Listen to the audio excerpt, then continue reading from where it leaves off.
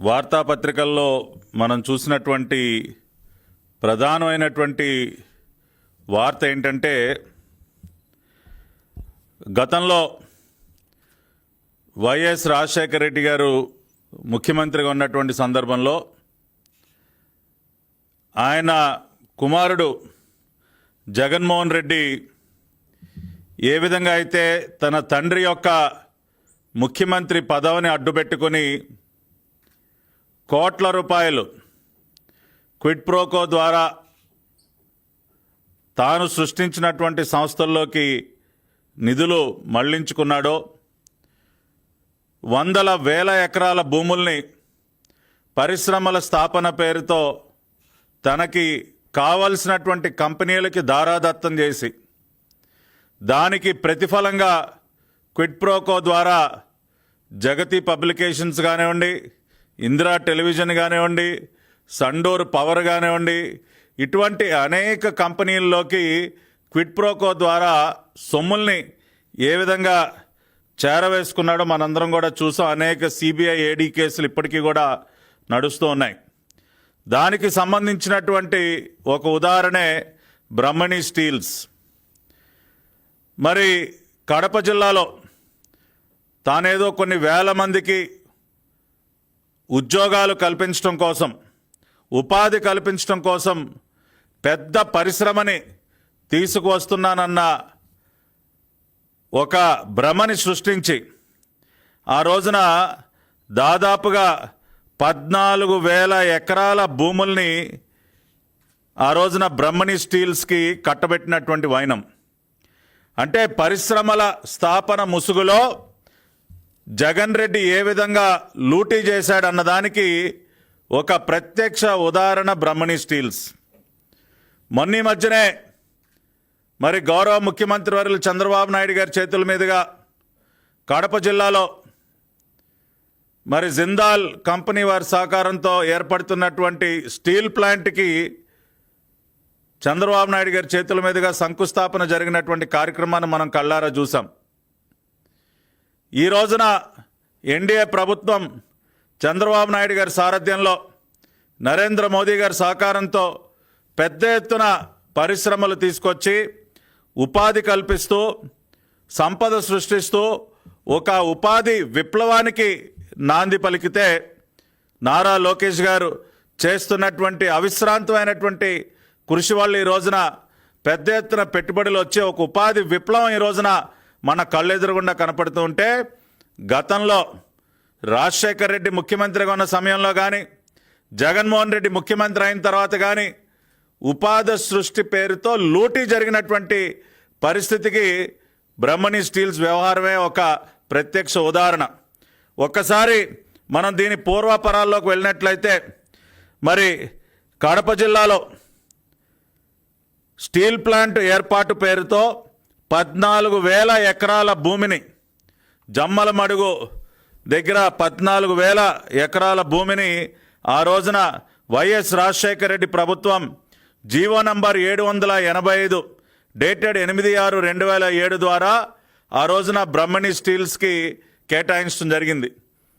ఎవరిది ఈ బ్రహ్మణి స్టీల్స్ అని ఒక్కసారి మనం కనుక, ఈ బ్రహ్మణి ఇండస్ట్రీస్ అన్నది ఒకసారి కనుక మనం పరిశీలించినట్లయితే, మరి ఓబులాపురం మైనింగ్ కంపెనీ, గాలి జనార్దన్ రెడ్డి, మరి ఇతర ప్రముఖులు ఎవరైతే ఉన్నారో ఓబులాపురం మైనింగ్ కంపెనీ వెనుక మరి అదే వ్యక్తులు ఆ రోజున బ్రహ్మణి ఇండస్ట్రీస్ పేరుతో ఒక స్టీల్ ప్లాంట్, బ్రహ్మణి స్టీల్ ప్లాంట్ని ఏర్పాటు చేస్తామని చెప్పి ఒక ప్రతిపాదన తీసుకొచ్చి 14,000 ఎకరాలు జీవో నంబర్ 785 ద్వారా కారు చౌకగా, అత్యంత కారు చౌకగా ఆ రోజున తీసుకోవటం జరిగింది.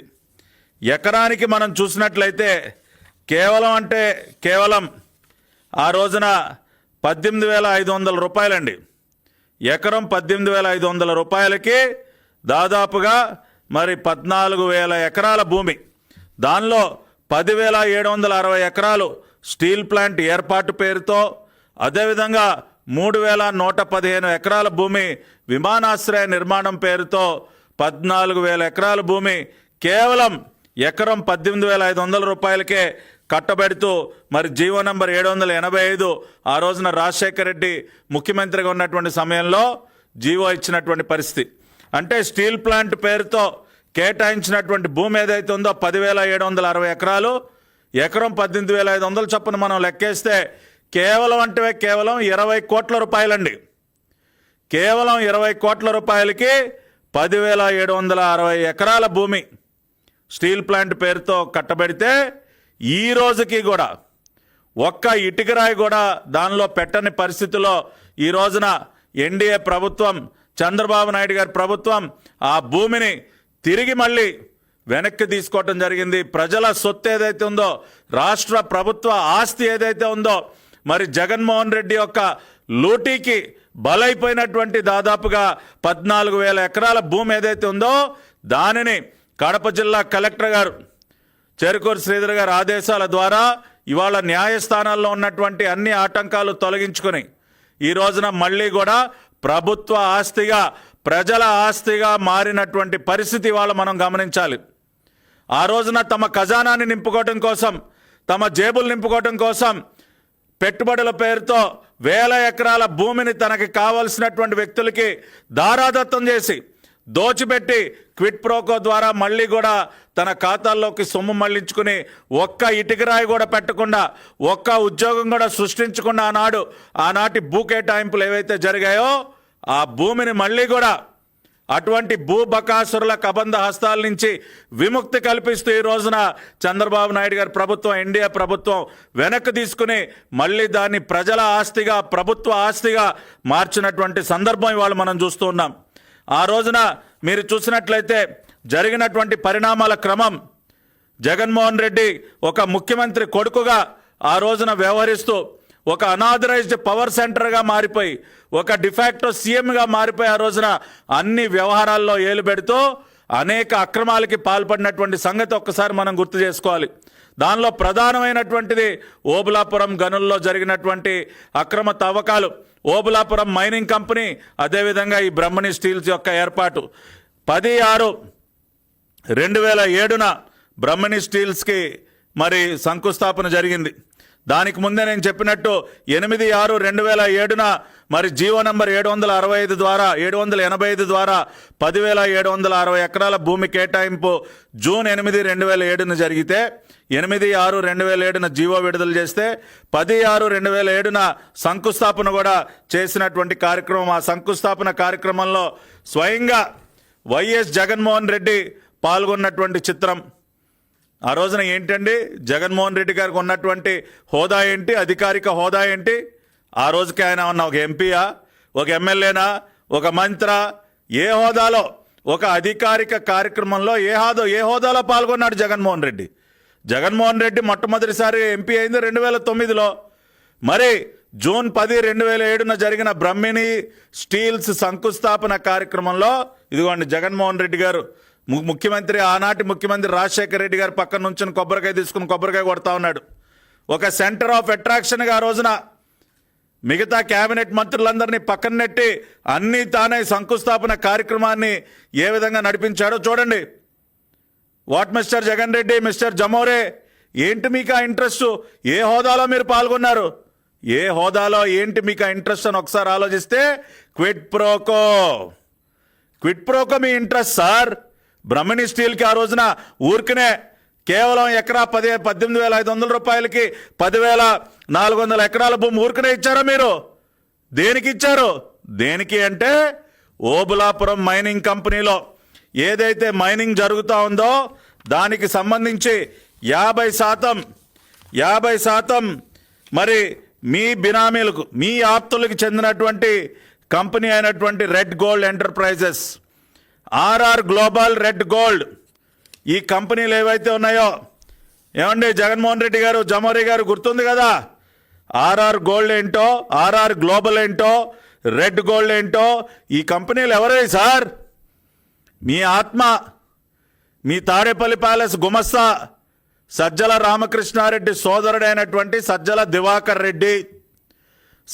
దివాకర్ రెడ్డికి చెందినటువంటి ఆర్ఆర్ గ్లోబల్ ఎంటర్ప్రైజెస్ మరియు రెడ్ గోల్డ్ ఎంటర్ప్రైజెస్ ఏవైతే ఈ కంపెనీలు ఉన్నాయో దీనిలో ఉన్నటువంటి రెడ్ గోల్డ్ ఎంటర్ప్రైజెస్కి ఓబులాపురం మైనింగ్ కంపెనీ మరి వాళ్ళు మైనింగ్ చేసేటటువంటి ఐరన్ ఓర్ ఏదైతే ఉందో దానిలో 50% Obulapuram Mining company entered into an agreement with Red Gold Enterprises to deliver to them 50% or half the quantity of the mined ore at cost price. Obulapuram గనుల్లో తవ్వకాలు చేసి దాని ద్వారా వచ్చినటువంటి ఐరన్ ఓర్ ఏదైతే ఉందో 50% ఈ రెడ్ గోల్డ్ ఎంటర్ప్రైజెస్కి చెందుతుంది. రెడ్ గోల్డ్ ఎంటర్ప్రైజ్కి ఇవ్వాలి అని చెప్పి ఇదిగోండి మీరు చేసుకున్నటువంటి ఆ రోజున జరిగినటువంటి అగ్రిమెంట్ కాపీ.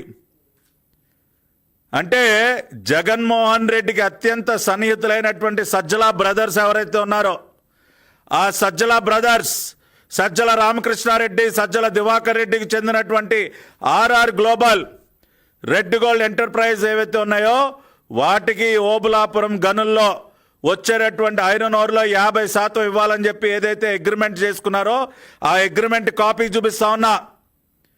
దీనికి ప్రతిఫలంగా 18,500 రూపాయల ఎకరానికి అత్యంత కారు చౌకగా మరి మీరు దాదాపుగా 10,000 ఎకరాల భూమిని బ్రహ్మిణి స్టీల్స్కి కట్టబెట్టిన మాట వాస్తవం కాదా ఆ రోజున?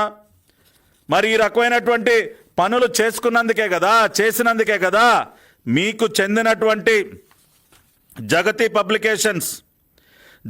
పబ్లికేషన్స్ ఖాతాలోకి మరి దాదాపుగా 44 కోట్ల రూపాయల సొమ్ములు, అదేవిధంగా ఇందిరా టెలివిజన్ ఖాతాలోకి 30 కోట్ల రూపాయల సొమ్ములు, ఇవన్నీ కూడా మరి ఆర్ఆర్ గ్లోబల్ ఏదైతే ఉందో వాళ్ళు డబ్బులు నేరుగా మీ ఖాతాలోకి వేసిన మాట వాస్తవం కాదా? మీ దిక్కుమాలిన అవినీతి పత్రిక సాక్షి జగతి పబ్లికేషన్లోకి 44 కోట్లు ఊరికనే ఆర్ఆర్ గ్లోబల్లో నుంచి దేనికి వచ్చాయి సార్? మీ బురద ఛానల్ సాక్షిలోకి, ఇందిరా టెలివిజన్లోకి 30 కోట్ల రూపాయలు ఆర్ఆర్ గ్లోబల్లో నుంచి దేనికి వచ్చాయి సార్?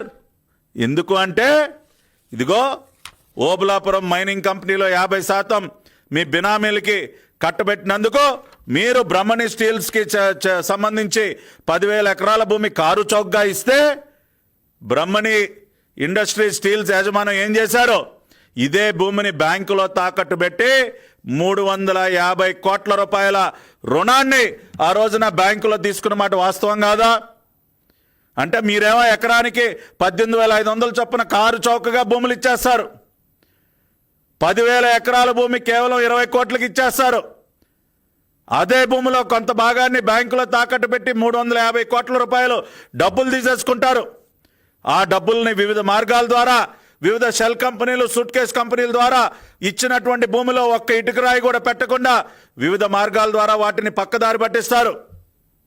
మీ బినామీ కంపెనీలు, మీ నమ్మిన బంట్లు, మీ ఆత్మలకు చెందినటువంటి కంపెనీల ద్వారా మళ్ళీ మీ జగతి పబ్లికేషన్స్, మీ ఇందిరా టెలివిజన్లోకి మళ్ళీ డబ్బులు వచ్చి చేరిపోతాయి. దీన్ని ఏమంటారు మిస్టర్ జమోరే, మిస్టర్ జగన్ రెడ్డి? దీన్ని ఏమంటారు? ఇది పెట్టుబడుల పేరుతో భూములు కేటాయించి లూటీ చేయటం అవునా కాదా అని అడుగుతా ఉన్నా. ఇంతకంటే బహిరంగ సాక్ష్యం ఏం కావాలి? అదేవిధంగా ఇంకొక విచిత్రం చూడండి. ఏ అడ్రస్లో అయితే జగతి పబ్లికేషన్స్ యొక్క ఇన్కార్పొరేషన్ జరిగిందో, ఏ అడ్రస్లో అయితే జగతి పబ్లికేషన్ యొక్క స్థాపన జరిగిందో 8-2-120 Krishna Sindhu Residency, Banjara Hills. This is the incorporation address of Jagati Publication. ఈ Krishna Sindhu Residency apartment G1 అడ్రస్తో జగతి పబ్లికేషన్ ఒక ఇన్కార్పొరేషన్ జరిగితే, అదే కృష్ణ సింధు రెసిడెన్సీలో F1 అపార్ట్మెంట్ అడ్రస్తో రెడ్ గోల్డ్ ఎంటర్ప్రైజెస్ స్థాపిస్తారు.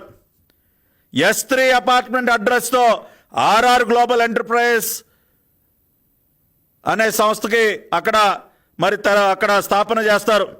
సజ్జల బ్రదర్స్ ఎవరైతే ఉన్నారో, సజ్జల దివాకర్ రెడ్డి, సజ్జల రామకృష్ణారెడ్డికి చెందినటువంటి ఆర్ఆర్ గ్లోబల్, రెడ్ గోల్డ్, జగతి పబ్లికేషన్స్ ఒకే బిల్డింగ్లో ఎట్లా వచ్చేసాయి సార్? మీకు సంబంధం లేకుండానే జరిగినాయి అవన్నీ. Krishna Sindhu Residency, Banjara hills, 8-2-120 address కరెక్టేనా జగన్ రెడ్డి? ఇదే అడ్రస్లో కదా నీ దిక్కుమాలిన అవినీతి పత్రిక జగతి పబ్లికేషన్స్ యొక్క స్థాపన జరిగింది. అదే అడ్రస్లో రెడ్ గోల్డ్ పెట్టిస్తావు, ఆర్ఆర్ గ్లోబల్ పెట్టిస్తావు. సేమ్ అడ్రస్లో ఇదే రెడ్ గోల్డ్కి ఓబులాపురం మైనింగ్ కంపెనీలో 50% ఐరన్ ఓర్ వాటా కట్టబెట్టిస్తూ అగ్రిమెంట్ రాయిపిస్తావు క్విట్ ప్రోకోగా. మళ్ళీ మరి అదే ఓబులాపురం మైనింగ్ కంపెనీ గాలి జనార్దన్ రెడ్డి బ్యాచ్కి చెందినటువంటి బ్రహ్మణి ఇండస్ట్రీస్కి కారు చౌకగా 18,500 రూపాయలకి ఎకరానికి దోచిపెట్టేసి కట్టబెట్టేసి కేవలం 20 కోట్ల రూపాయలకి 10,760 ఎకరాల భూమిని కట్టబెట్టి స్వయంగా వెళ్ళి దగ్గరుండి కొబ్బరికాయ కొడతావా? ఏం చేసావు నువ్వు కొబ్బరికాయ కొట్టి? కడప జిల్లాని ఏమన్నా ఉద్ధరించావా? ఒక్క ఇటుకరాయి పెట్టించావా? అక్కడ ఒక్క ఉద్యోగాన్ని సృష్టింపజేసావా? ఏం చేసావా కొబ్బరికాయ కొట్టి నువ్వు జగన్మోహన్ రెడ్డి? జూన్ 10, 2007న నీకు ఎటువంటి అధికారిక హోదా లేకపోయినా నీ తండ్రి పక్కన నుంచునే కొబ్బరికాయ కొట్టి మొత్తం కార్యక్రమం అంతా నడిపించి ఏం చేసావు నువ్వు?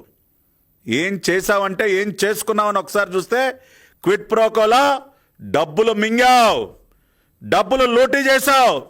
కానీ ఇవాళ రెండో పక్కన ఇవాళ చంద్రబాబు నాయుడు గారి ప్రభుత్వం, లోకేష్ గారి కృషి వల్ల, ప్రధానమంత్రి నరేంద్ర మోడీ గారి ఆశీస్సులతో ఇవాళ కొన్ని ఉదాహరణలు మనం చూసినట్లయితే గూగుల్ కంపెనీకి 480 ఎకరాలు కేటాయిస్తే 1,35,000 కోట్ల రూపాయల పెట్టుబడి, 1,80,000 మందికి దాదాపుగా ఎంప్లాయ్మెంట్. టీసీఎస్కి 21.16 ఎకరాలు కేటాయిస్తే దాదాపుగా 1,370 కోట్ల రూపాయలు పెట్టుబడి, 12,000 మందికి ఉద్యోగాలు కల్పించడం. కాగ్నిజెంట్కి 22.19 ఎకరాలు కేటాయిస్తే 8,000 మందికి ఎంప్లాయ్మెంటు, దాదాపుగా 1,582 కోట్ల రూపాయల పెట్టుబడి. అదేవిధంగా బీపీసీఎల్ 96,862 కోట్లు. గతంలో కియా 536 ఎకరాల భూమి కేటాయిస్తే ఇవాళ ఎంత అద్భుతంగా అక్కడ దాదాపు 11,000 మందికి పైగా ఉపాధి అవకాశాలు కల్పింపబడి అనంతపురం జిల్లా రూపురేఖలు ఏ విధంగా మారిపోయే వాళ్ళు మన కళ్ళెదురుగుండా కనపడుతూ ఉంది. That is the brand of CPN, that is the brand of Nara Lokesh గారు. ఇవాళ పెట్టుబడులు తీసుకొచ్చి ఉపాధి కల్పించడం ఇదయ్యా, ఉద్యోగాలు కల్పించడం అంటే ఇది. 20 లక్షల ఉద్యోగాలు ఏ విధంగా అయితే మేము ఖచ్చితంగా డెలివరీ చేస్తామని ప్రామిస్ చేశామో దానికి అనుగుణంగానే ఇవాళ దాదాపుగా 5 రోజుల నుంచి నిద్రాహారాలు మాని సౌత్ కొరియాలో పర్యటించి ఎన్ని కంపెనీలతో ఎన్ని సమావేశాలు పెట్టి ఎంత పెట్టుబడి తీసుకొస్తున్నారు చూడవా లోకేష్ గారు. ఇవన్నీ చాలదన్నట్టు 2022లో ఓబులాపురం మైనింగ్ కంపెనీకి సంబంధించి అన్ని అక్రమాలు వెలుగు చూస్తున్నటువంటి సందర్భంలో మళ్ళీ సుప్రీంకోర్టులో ఆ రోజున గొడ్డలి పార్టీ ప్రభుత్వం, జమోరే ముఖ్యమంత్రిగా ఉన్నటువంటి ప్రభుత్వం ఆ రోజున మళ్ళీ సుప్రీంకోర్టులో ఓబులాపురం గనుల్లో తిరిగి మైనింగ్కి మాకు ఎటువంటి అభ్యంతరం లేదని చెప్పి మళ్ళీ కూడా ఒక అఫిడవిట్ ఫైల్ చేసిన మాట వాస్తవం కాదా? అంటే బరి తెగింపు. ఒక పక్కన అన్ని రకాలైనటువంటి ఆధారాలతో ఇవాళ ఓబులాపురం మైనింగ్ కంపెనీలో కానీ బ్రహ్మణి ఇండస్ట్రీస్లో కానీ నువ్వు ఆ రోజున ఇచ్చినటువంటి అనేక భూ కేటాయింపుల్లో అనేక అవినీతి, అన్ని రకాలైనటువంటి అవినీతి బట్టబయలై ఆధారాలతో రుజువవుతున్నటువంటి పరిస్థితిలో కూడా బరి తెగించి మళ్ళీ సుప్రీంకోర్టులో ఒక అఫిడవిట్ వేస్తారు. ఓబులాపురం మైనింగ్ కంపెనీలో మళ్ళీ యథేచ్ఛగా ఐరన్ ఓర్ తవ్వకాలకు మాకు ఎటువంటి అభ్యంతరం లేదని చెప్పి వేయలేదా? ఆగస్టు 2022లో నువ్వు సుప్రీంకోర్టులో అఫిడవిట్ దాఖలు చేయలేదా? దీన్ని బట్టే ఆనాటి నీ ప్రభుత్వం యొక్క బరితెగింపు ఏంటో చాలా స్పష్టంగా అర్థమవుతోంది జగన్మోహన్ రెడ్డి. ఇవాళ ఆ రకంగా గతంలో ఏదైతే లూటీ జరిగిందో, పెట్టుబడుల పేరుతో జరిగినటువంటి లూటీ ఏదైతే ఉందో ఇవాళ దానికి సంబంధించి దిద్దుబాటు చర్యలు తీసుకుంటూ ఆ రోజున లూటీ కాబడినటువంటి భూమిని ఈ రోజున ఈ ప్రభుత్వం తిరిగి వెనక్కి స్వాధీనం చేసుకుని ఏ బ్రహ్మణి ఇండస్ట్రీస్ పేరుతో అయితే ఆ రోజున పెద్ద ఎత్తున లూటీ జరిగి క్విట్ ప్రోకో ద్వారా మళ్ళీ తన కంపెనీల్లోకి నిధులు మళ్లించుకున్నాడో, ఏ భూ కేటాయింపును అడ్డం పెట్టుకుని ఆనాడు ఒక ముఖ్యమంత్రి కొడుగ్గా జగన్మోహన్ రెడ్డి చక్రం తిప్పి క్విట్ ప్రోకో ద్వారా లూటీ చేశాడో, ఇవాళ ఆ భూముల్ని తిరిగి వెనక్కి స్వాధీనపరుచుకుని న్యాయస్థానంలో కూడా అన్ని రకాలుగా పోరాడి న్యాయస్థానం యొక్క ఆదేశాలతో ఇవాళ తిరిగి ఆ భూముల్ని స్వాధీనపరుచుకుని ఇవాళ ప్రజల ఆస్తిగా తిరిగి ప్రభుత్వ ఆస్తిగా దానిని మార్చడం జరిగింది. అదే ఈ రోజున ఎన్డీఏ ప్రభుత్వానికి ఉన్నటువంటి చిత్తశుద్ధి అని చెప్పి కూడా నేను తెలియజేస్తా ఉన్నా. ఈ వ్యత్యాసాన్ని ఒకసారి అర్థం చేసుకోవాలి. ఆనాడు వైఎస్ రాజశేఖర రెడ్డి ప్రభుత్వ హయాంలో కానీ జగన్మోహన్ రెడ్డి ప్రభుత్వ హయాంలో కానీ పెట్టుబడుల పేరుతో లూటీ జరిగితే ఇవాళ ఎన్డీఏ ప్రభుత్వ హయాంలో పెట్టుబడుల పేరుతో ఒక ఉపాధి విప్లవం మన కళ్ళెదురుగుండా కనపడతా ఉంది. ఒక ఉపాధి విప్లవానికి ఈ రోజున నాంది పలకడం జరిగింది. దానికి సంబంధించి అనేక ఉదాహరణలు కూడా ఈ రోజున మీ ముందు పెట్టడం జరిగింది. దీనికి ఏం జవాబు చెప్తావు జగన్మోహన్ రెడ్డి? ఆ రోజున నువ్వు చేసింది లూటీ అవునని చెప్పడానికి ఈ రోజున అనేక ఉదాహరణలు మన కళ్ళెదురుగుండా కనపడతా ఉన్నాయి. సొంత జిల్లా వాసులనే మోసం చేసావు కదా నువ్వు. సొంత జిల్లా, నాకు కడప జిల్లా కంచుకోట, ఏదో కడప జిల్లాకి నేనే శాశ్వత మహారాజును అన్నట్టు మాట్లాడతావు కదా. నీ సొంత జిల్లా వాసుల్ని మోసం చేసి 10,000 ఎకరాలకు పై 14,000 ఎకరాలు భూమిని దోచిపెట్టి దోచుకోవడానికి నీకు సిగ్గుండక్కర్లేదా? ఇవాళ చూడు, చిత్తూరు జిల్లా కుప్పం నియోజకవర్గం చూసి నేర్చుకోవా నువ్వు. చంద్రబాబు నాయుడు గారు మొన్నే 3 రోజులు పర్యటించి వచ్చారు. మనం పుట్టినటువంటి గడ్డని ఎలా అభివృద్ధి చేయాలన్నది కావాలంటే వెళ్ళి కుప్పంలో చూసి నేర్చుకో. ఇవాళ మంగళగిరి నియోజకవర్గాన్ని ఏ రకంగా దాని రూపురేఖలు మారుస్తూ ఉన్నారో లోకేష్ గారిని చూసి నేర్చుకో. నువ్వేంటాయా సొంత జిల్లాలను కూడా వదిలిపెట్టకుండా, నీ సొంత ప్రజలను కూడా వదిలిపెట్టకుండా, సిగ్గు లేకుండా లూటీ చేసి ఇంకా నేను కడప జిల్లా ముద్దుబిడ్డని, నేను కడప జిల్లా సింహాన్ని, ఎందుకే నీకు ఆ టైటిల్స్ అన్ని? అందుకనే గొడ్డలి పార్టీ నెవర్ అగైన్ అని అంటా ఉన్నాం. ఎన్డీఏ అగైన్ అండ్ అగైన్ అని ప్రజలు అంటా ఉన్నారు. గొడ్డలి party never again, NDA again and again. ఇవాళ ప్రజల్లో ఆ నినాదం మారుమ్రోగుతా ఉందంటే ఇదిగో ఇటువంటి అనేక ఉదాహరణలు చూసిన తర్వాత, నువ్వు చేసినటువంటి అనేక దోపిడీలు లూటీలు అర్థం చేసుకున్న తర్వాత ఇవాళ ఆ నినాదం ప్రజల్లో మారుమ్రోగుతా ఉంది జగన్ రెడ్డి. కాబట్టి ఈ వాస్తవాలన్నీ కూడా ఒక్కసారి మీకు గుర్తు చేయాలి. గతంలో పెట్టుబడుల పేరుతో, ఉపాధి కల్పన పేరుతో ఏ విధంగా లూటీ జరిగిందనటానికి బ్రహ్మణి ఇండస్ట్రీస్కి కేటాయించినటువంటి భూములు, ఆ తర్వాత జరిగినటువంటి క్విడ్ ప్రోక్ ఏదైతే ఉందో అదే ఒక ప్రత్యక్ష ఉదాహరణ. కానీ ఈ రోజున పెట్టుబడుల విప్లవం ఏ విధంగా జరుగుతుంది అనటానికి అనేక ఉదాహరణలు ఇందాక నేను చెప్పాను. గూగుల్ కానీ, Arcelor Nippon Mittal steel plant కానివ్వండి, టీసీఎస్ కానీ, కాగ్నిజెంట్ కానీ పారదర్శకంగా ఇవాళ స్పీడ్ ఆఫ్ డూయింగ్ బిజినెస్ అనే నినాదంతో పెట్టుబడులు రాష్ట్రానికి తీసుకొచ్చి అత్యంత పారదర్శకంగా కొన్ని లక్షల ఉద్యోగాలు సృష్టిస్తున్నటువంటి ఈ విషయాన్ని, ఈ అంశాన్ని, ఈ వ్యత్యాసాన్ని, 2 ప్రభుత్వాలకి 2 వ్యక్తులకి మధ్య ఉన్నటువంటి వ్యత్యాసాన్ని కూడా ప్రజలకు ఒకసారి తెలియజేయాలి, గుర్తు చేయాలన్న ఒక ఆలోచనతో ఈ రోజున ఈ మీడియా సమావేశాన్ని ఏర్పాటు చేయడం జరిగింది. కాబట్టి ఈ విషయాలన్నీ కూడా ఒక్కసారి ప్రజలందరూ కూడా గమనించాలని కోరుకుంటూ మీ అందరి దగ్గర సెలవు తీసుకుంటున్నాను. నమస్కారం.